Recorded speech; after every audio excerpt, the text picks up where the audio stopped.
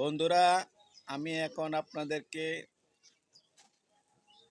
কিছু খাবারের অংশ দেখাবো, যে অংশগুলো আমরা সবসময় নিজেরা বাসায় তৈরি করে খাই।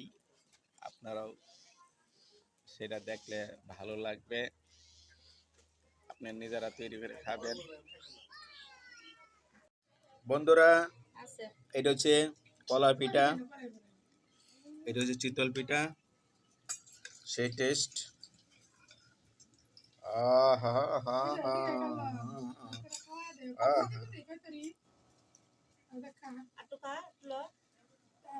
এই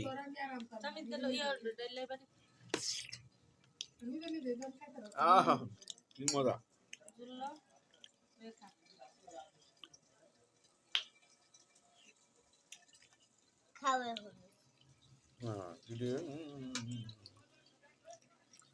এই তো লঙ্গিত কিন্তু মাছ